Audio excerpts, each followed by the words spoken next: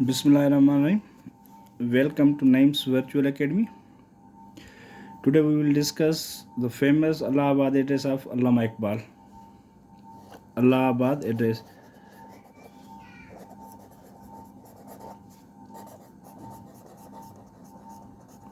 (1930) जैसे सिंधी में पाण खुतबा इलाहाबाद चवंदा इलाहाबाद खुतबो या खुतबा इलाहाबाद।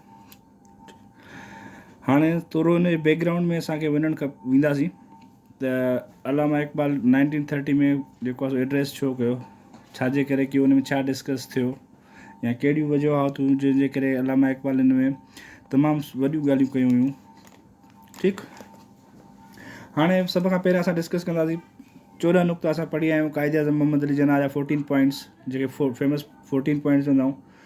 उन्हनि 14 पॉइंट्स छा कयो, जेके क़ाइदे आज़म ॾिना नुक़्ता, उन्हनि छा कयो, जेके सब कॉन्टिनेंट जा मुस्लमान हुया, सब कॉन्टिनेंट जा मुस्लमान जेके हुया, उन्हनि खे तमामु घणो अवेयर करे छॾियो।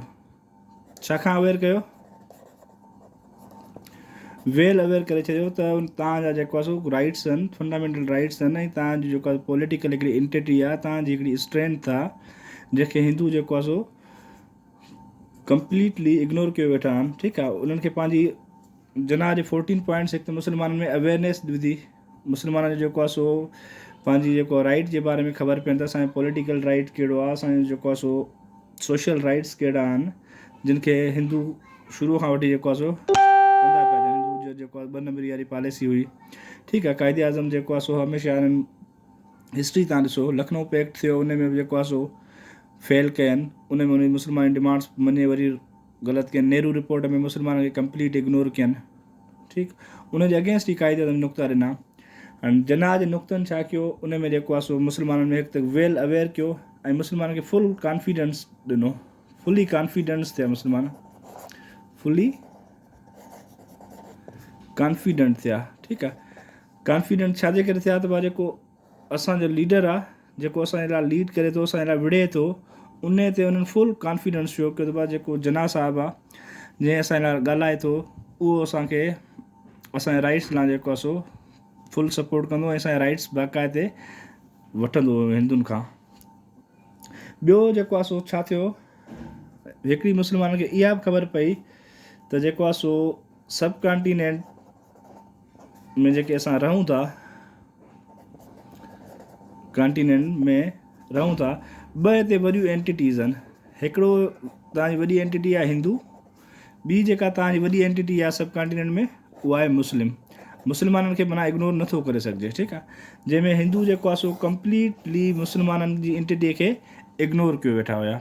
ऐं जना जी पॉइंट्स में मेन ॻाल्हि ई रिप्रेज़ेंटेशन हूंदी, मुस्लमाननि खे रिप्रेज़ेंटेशन ॾियो, मुस्लमाननि खे रिप्रेज़ेंटेशन ॾियो, ऐं उहा रिप्रेज़ेंटेशन जेका आहे जना वारी हिंदुनि खे उहा ॻाल्हि पसंदि न हुई। त मुस्लमान, तव्हां ॾिसो पार्टीशन ऑफ बंगाल थी, मुस्लमान ख़ुशि हुया, हिंदू उन ते नाराज़ हुया, स्ट्राइक पिया कनि, धरना पिया आणनि। छाजे करे त जेका बजट हुई उहा 2 हिसनि में डिवाइड थी वई, हिकिड़ी मुस्लमाननि ॾे हली आई, हिकिड़ी हिंदुनि ॾे हली आई।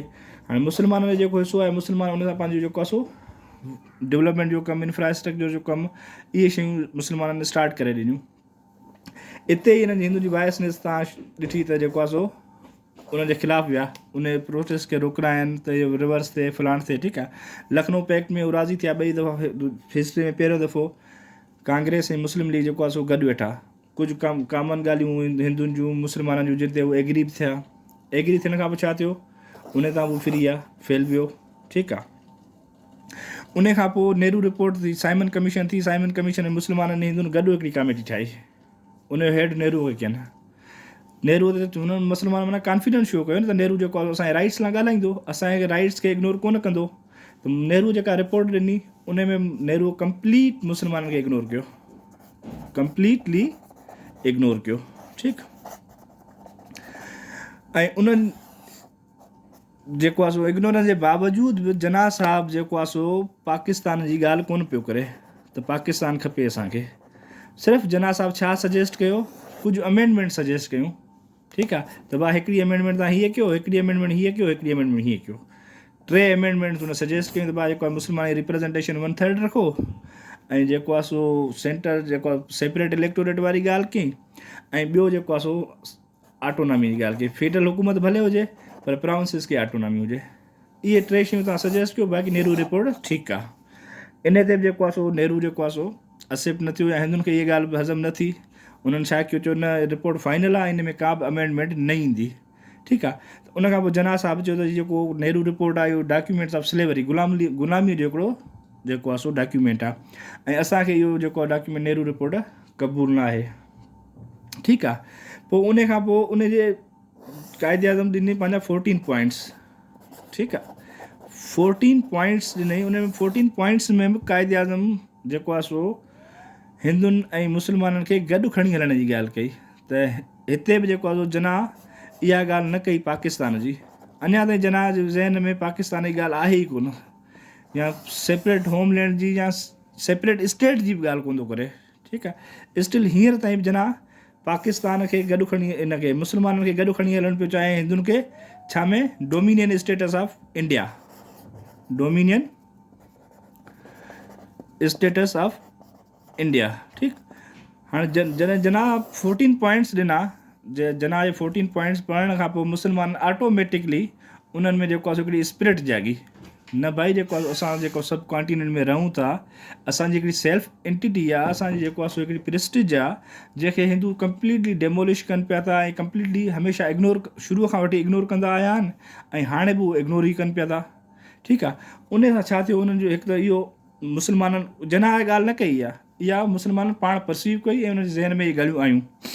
छा थियो, हिकु त उनखे पंहिंजे राइट्स जी ख़बर पई, असांजा राइट्स कहिड़ा आहिनि। ठीकु आहे। राइट्स, पॉलिटिकल राइट्स जी ख़बर पइनि। असां पॉलिटिकल राइट्स बि आहिनि असांजा, सभा जहिड़ा हूंदा हुआ वीचारा।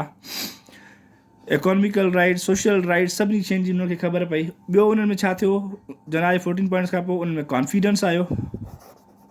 ठीकु आहे।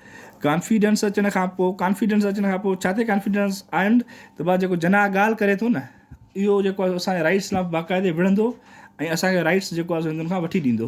पंहिंजे लीडर ते कॉन्फिडेंस शो कयनि। ठीकु आहे। त न, जना असांजो लीडर आहे ऐं असांखे हुन ते फुल कॉन्फिडेंस आहे। ऐं ॿी हुननि जेका ॻाल्हि परसीव कई पंहिंजे तरफ़ां, इहा कयनि त हिंदू कॾहिं बि मुस्लमाननि सां सिंसियर नथा थी सघनि। हिंदुनि जेको आहे सो हमेशह मुस्लमाननि खे इग्नोर कंदा। ठीकु आहे। कॾहिं बि मुस्लमान जे राइट्स लाइ जेको आहे सो न विढ़ंदा। छो जो कांग्रेस, मुस्लिम लीग खां पहिरियां कांग्रेस ठही हुई। ठीकु आहे। कांग्रेस कॾहिं ठही, 1885 में ठही। मुस्लिम लीग ठही आहे 1906 में। 1885 खां वठी कांग्रेस जेका आहे उहा हिंदू ऐं मुस्लमान ॿिन्हिनि जी जॉइंट पार्टी हुई। पर 1885 खां वठी 1906 ताईं कॾहिं कांग्रेस मुस्लमान जे राइट्स लाइ कोन ॻाल्हायो। हमेशह हिंदू राइट्स लाइ ॻाल्हाई, हमेशह हिंदुनि जे राइट्स खे सेफ गार्ड कंदी आई। पोइ बि मुस्लमान जेको आहे सो इहे ॻाल्हियूं न पिया सम्झनि त जेको आहे सो हिंदू असांखे इग्नोर था कनि। पोइ बि जेके असांजा प्रोमिनेंट लीडर हुआ, क़ाइदे आज़म हुयो, अलामा इक़बाल हुयो, चौधरी रहमत अली वारा हुया, जौहर अली बिरादरान हुया। ठीकु आहे। इहे सभु पोइ बि जेको आहे सो पाकिस्तान जी ॻाल्हि केरु न पियो करे। हमेशह self rule for India, British खां जेको आहे सो आज़ादी जी ॻाल्हि, ऐं ब्रिटिश जे हूंदे बि डोमिनियन स्टेटस पिया चवंदा, इंडिया जो डोमिनियन स्टेटस हुजे। ठीकु।